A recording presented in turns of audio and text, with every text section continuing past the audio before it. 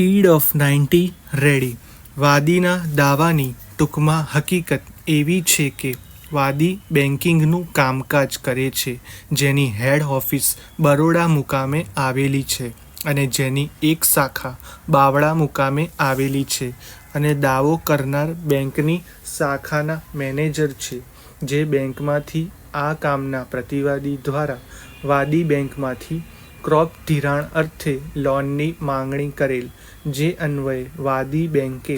તે લોન મંજૂર કરેલી. આ લોન મંજૂર કરતી વખતે પ્રતિવાદીએ ધોરણસરના દસ્તાવેજો કરી આપેલા હતા અને વાદી બેંકના વખતોવખત નિયમ મુજબ વર્તવાની શરતે સદર લોન મંજૂર કરેલ, જે અંગેના દસ્તાવેજો પ્રતિવાદીએ કરી આપેલ. આ લોન 10.75% વ્યાજના દરેથી આપવામાં આવેલ હતી. આ કામના પ્રતિવાદીઓએ લોન મેળવતા પહેલાં વાદીને ધિરાણ બાબતે જરૂરી દસ્તાવેજો કરી આપેલા, તેમજ પ્રતિવાદીની ખેતીની જમીન વાદી બેંકને ગીરે મૂકેલ, જે અંગે હાયપોથિકેશન કરી આપેલ. પેરેગ્રાફ ઉપર મુજબના દસ્તાવેજો વાદી તરફેણમાં પ્રતિવાદીએ કરી આપેલ અને દાવાની તારીખે પ્રતિવાદીના ખાતામાં ₹5,19,916.78 પ્લસ વ્યાજના બાકી પડેલા, જે પ્રતિવાદીના ખાતાનો નંબર 39,57,050,000,051 થી આપેલ છે.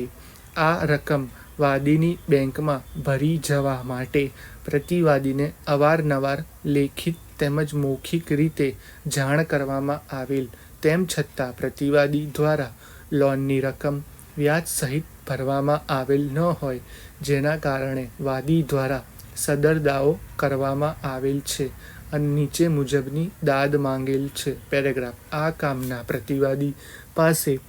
વાદી બેંકના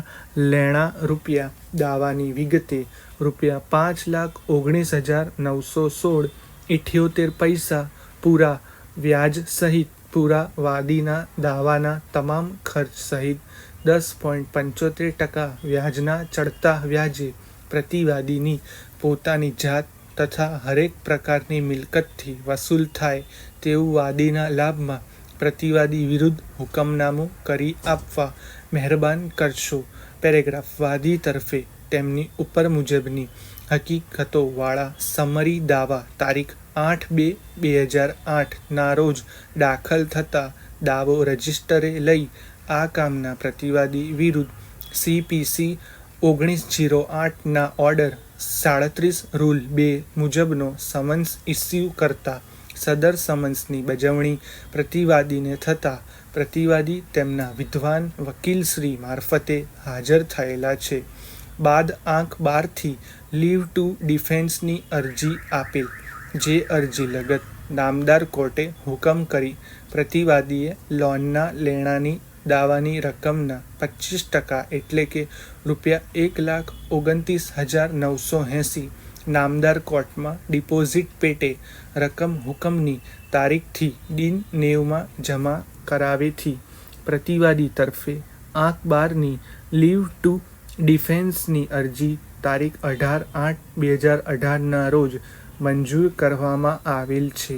પરંતુ આ કામનું રેકર્ડ ધ્યાને લેતા પ્રતિવાદીએ આ હુકમ મુજબની રકમ પ્રતિવાદીને જમા કરાવેલ નથી. આમ રેકર્ડ ધ્યાને લેતા પ્રતિવાદી દ્વારા નિયત સમય મર્યાદામાં નામદાર કોર્ટમાં હાજર રહી વાદીને દરખાસ્ત મુજબની વસૂલાત ચૂકવી આપેલ હોય